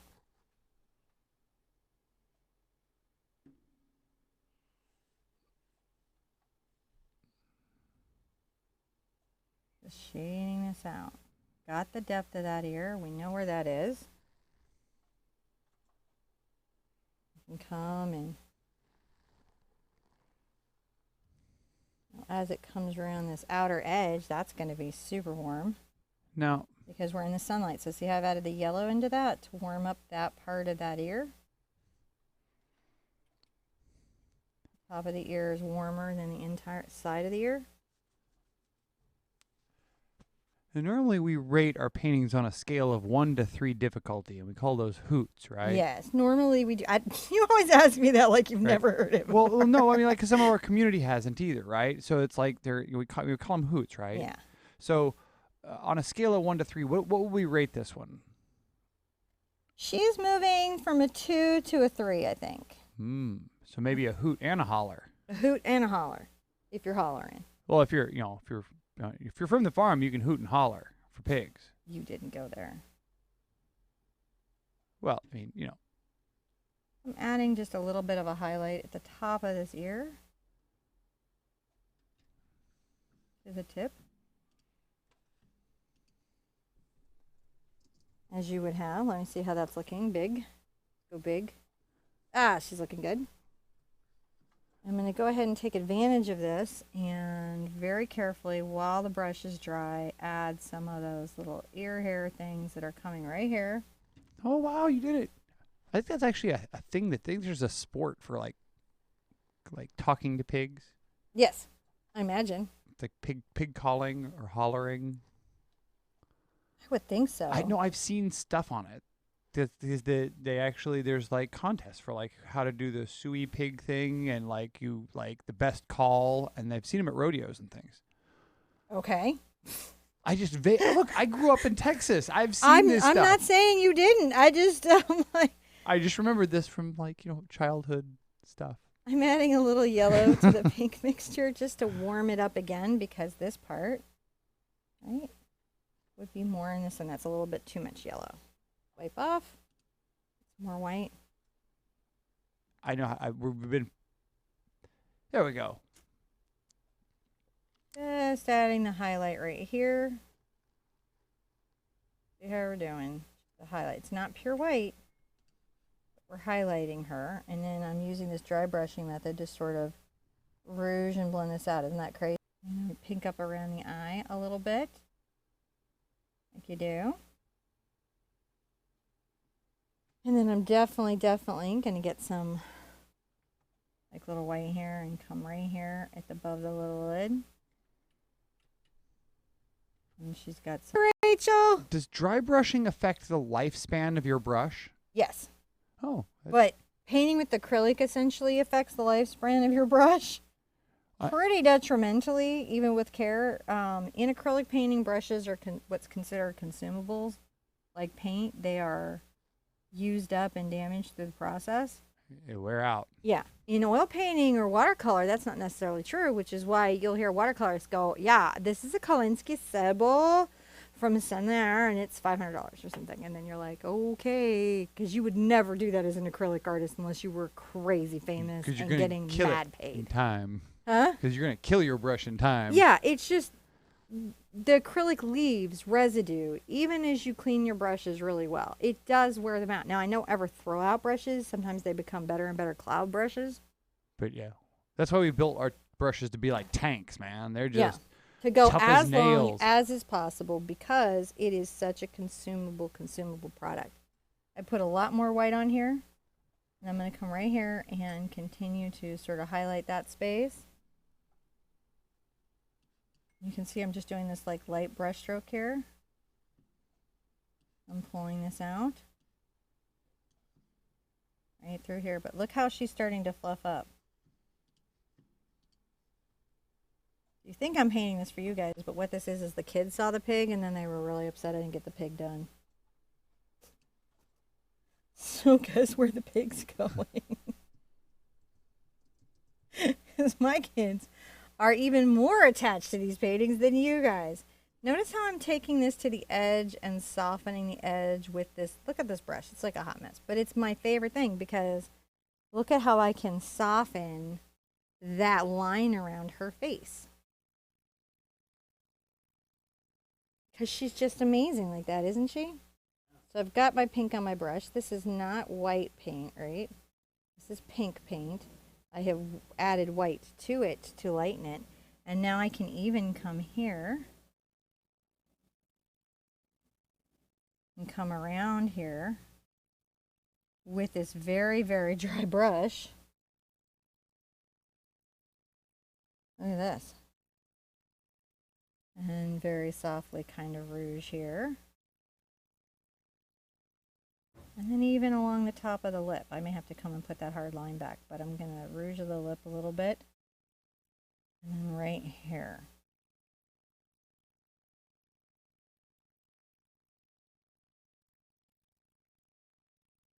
Softening that, but rouging.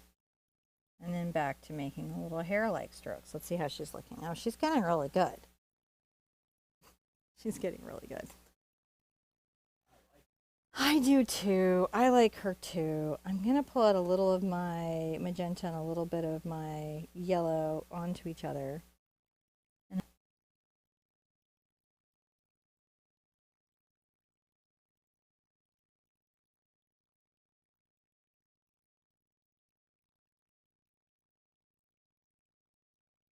And the reason is I just felt like it was just too cool around the mouth. And so now I'm going to come with my brush and a lot of white and just sort of soften that out.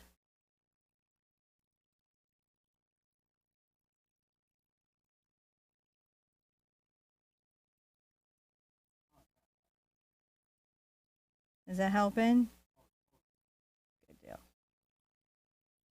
Let's see how she's, she's doing better. So we're just softening her out, right? We're just letting her become more herself, Miss Piggy, Miss herself. Looking really good. Yeah, she does. She gets to be. I'm going to continue to come here. And again, this is somewhere between that rouging and dry brushing. I am doing the brush strokes that sort of reflect that how the fur would be. Look at her go. Let's back up. She's just getting more and more and more and more. It's just too much, guys. This is great. Much. She's too much. She's too cute. I can't take it. She's too cute. Now we're approaching the hour 45 mark. Yeah, I think we'll be done right around 2. You're good. I thought you were targeting right around there. Yeah. I'm adding a little yellow to my white to right here. Yeah. And I am also going to come right here and add a little yellow. How are we doing? Over that purple. So interesting. A little bit right here under the eye. Maybe a little bit right there. I just love playing with the color, playing with her. Now she's like the sunset. Are you guys kind of catching this? So I did some changes so it felt like something special and magical and twilighty, dawny was hitting her, that her lighting is exciting. It's just it's a fun thing for me. I think it's cool. Let's work on her little front foot.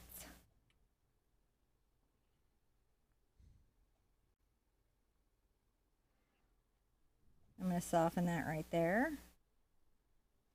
Now, she has this little nail, and what I'm going to say with that is I'm going to get my little paint here, and maybe my pink. I'm going to decide. I think I'm going to go this way first. We'll see how it goes. I'm going to just very carefully, neatly paint in this little nail. See, I've got the two. And then I'm going to load up just a smidge of white. And watch this. I'm going to add a little highlight. But I'm not going to get deeper into it than that. Now back up. Oh, there she is. I'm working the pigment now again through. The pigment is funnier when you're painting pig. The pigment. The pigment, yes. The pigment. Right. And I'm going to come here and work this as well while I've got this all sort of thought about. And I'm going to pay attention to, like, again, where I'm seeing the hair on her. And you can see with the dry brushing, having underpainted her helps us get her in this way. And I'm telling you what, this is one of the great miracles of acrylic. It's something acrylic does that other paints don't do as well. It is the dry brush, which I know is not popular with every artist out there. And you know what? That's okay, because they can do whatever they like in their studio. You don't have to like every technique out there, guys. I'm going to show you my favorites. I'm going to show you what I enjoy doing, but you don't got to like everyone. Hope that makes sense. They're all good. They're all valid. I mean, I'd definitely stop you from going into somebody's studio and giving them grief about their art techniques. But what I will say is, you know, having done this a long time in my life, you know, not everything is for everybody. But it's okay if somebody likes something and you don't. Like, I'm softening that with, like, what is the implied hair, the dry brushing. Look at that go. Are the colors on this, like, psychotically cool? They're really cool. I'm just loving them so much. I'm adding a little yellow to my brush, and I'm getting a lot of white on there. The Dreamscape pig. She is a bit, isn't she? I'm going to come over to the front foot and add some of that bright sunlight to her. And then maybe here at the top.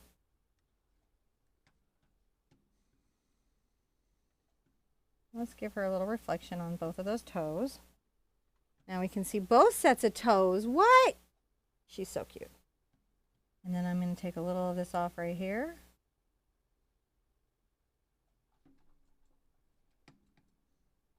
And a little white as well. I'm here with a couple places, so I'm just dusting this white in those areas where I feel like she might have some highlight.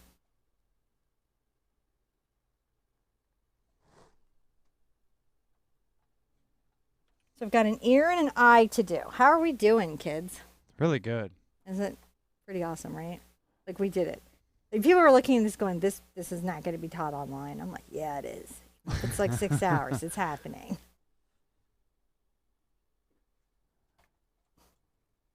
One thing I have to say that I love that YouTube gives us, I'm rinsing out because as you're dry brushing, paint dries on your brush. Weird effect. So I'm just getting it back to 0. I'm going to grab my pink, load up. It's okay that there's a little yellow in it to warm it, but it still needs to be distinctly pink. Get some white on my brush.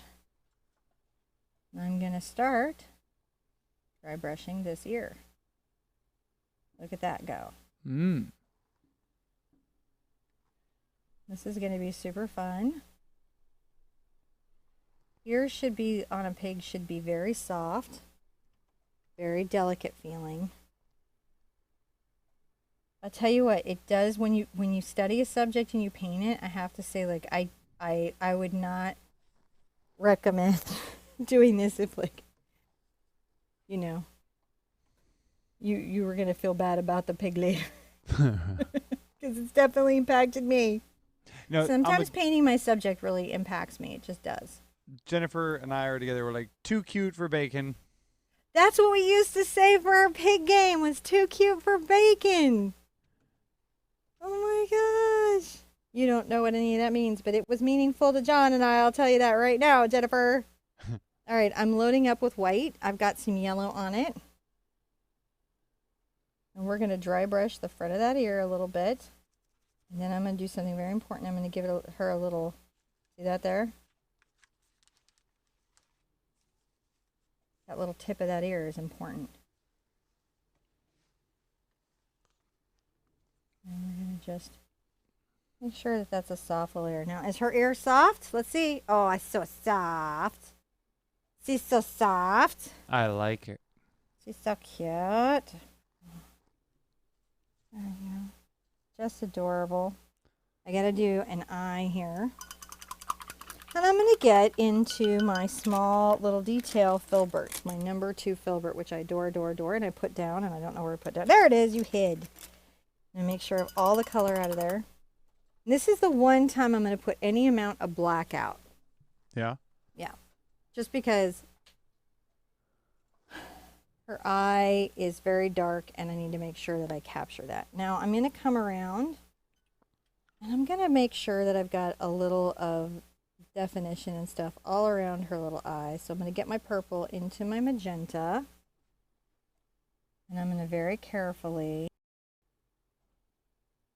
you know, redefine some of this eye.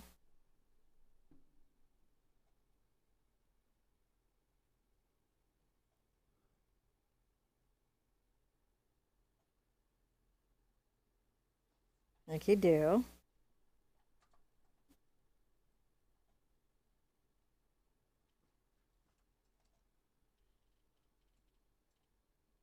I'll go ahead and get that in there, and maybe make sure there's a little tear duct out here. We'll come back with a little dry brushing in a minute. But we're just letting this be what it's supposed to be. Now I'm going to get my white, and here's my little thing. I'm going to have a little purple on it. I'm going to actually go with that. What I don't want is just bright white. I'm going to make sure that I've got a little, where it's not just off, it's like an off-white, not a bright white. And I'm going to catch at the corners like a little bit of that. How are we doing? Really good. So you're like, oh gosh, it's a little human. Yeah, it really is. Super disturbing. I'm going to add a little of my blue to the black.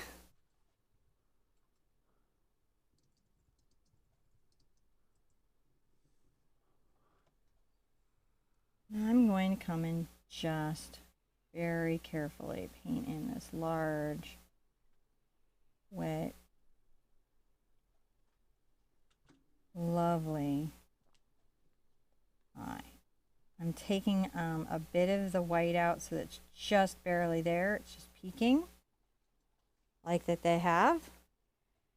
All right, I'm going to get some white onto my brush. What's nice is the blue in it will pick up. Right in the center here, tap in just a little off-white reflection.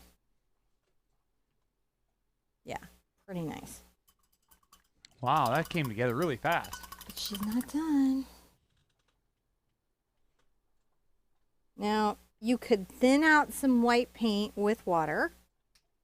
If you think you've nailed it, it would not be good to go further. Stop and don't go further. But I felt like this, and I might have to put on some glasses to be sure I can even see doing it,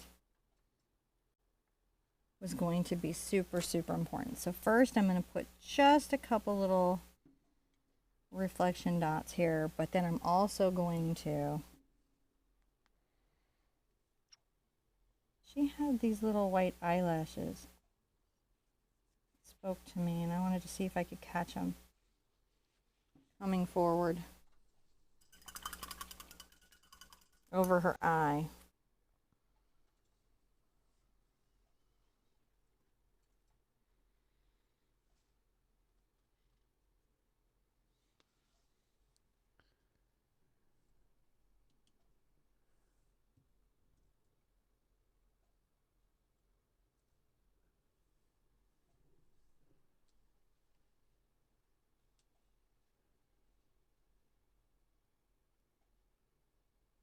I think I just got too long with these down here.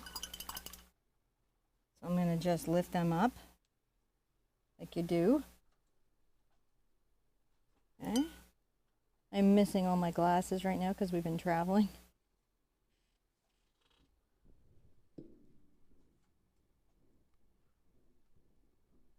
I'm going to just make sure I've got that one. There we go.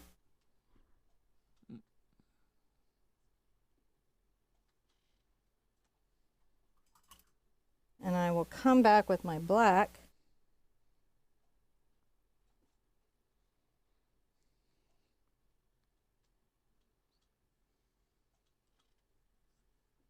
And trim up any that got out of hand.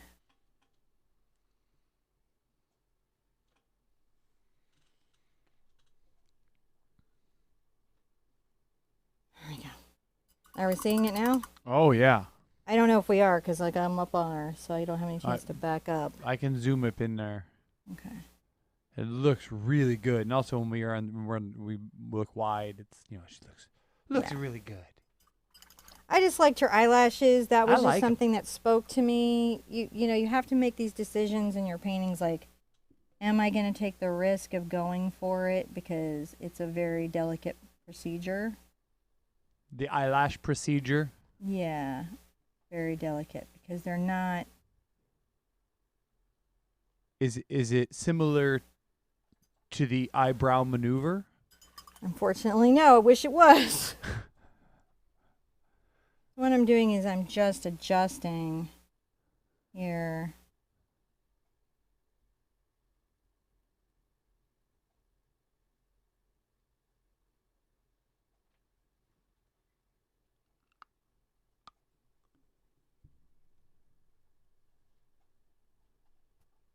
See how we're doing. Back up. How are we feeling, guys? Pretty good. Yeah, sometimes you go for something and you're like, not what I was doing. And that happens. And you've got to be able to be like, okay, well, it felt like a good thing, but you know, like right now what I would say is that sometimes things are harder to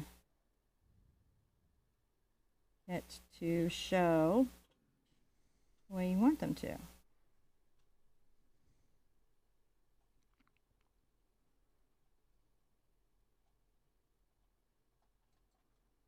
See how that is. All right, I think we got her. Okay. So that's the thing. Sometimes you'll be working on something and you're like, you know, it doesn't quite work, and then you just rethink it and go back and go, oh, no, I'm going to go this other way. And that's always okay to do. Listen, this was a fun project. You gonna sign her? Oh, yeah. You gotta sign her. I got to sign the cutie patootie. She's a tough one to sign, too. So I'm going to have to come to some weird spot to get a signature in. I'm sure you'll find someplace to get a toe hold for your signature. That is so inappropriate.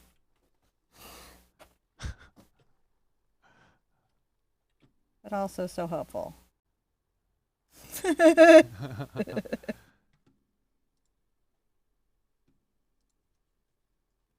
we go. All right, guys. We did it. So this is our spring piglet. She was delayed a bunch of times. We couldn't get her pre-recorded because of stuff. We barely got her out to you today, but we did. We you can do the I did it dance. Everyone was celebrating because you danced when you did it. I did it. I painted a painting. Painted a spring pig live, streaming for you. I shouldn't rap for any reason. Okay. You guys, be good to yourselves. Be good to each other. Tomorrow we have a really fun, beautiful, relaxing spring boat painting. That's going to be probably easier than this was. So come on back. I cannot wait to see you at the easel really soon. Bye-bye.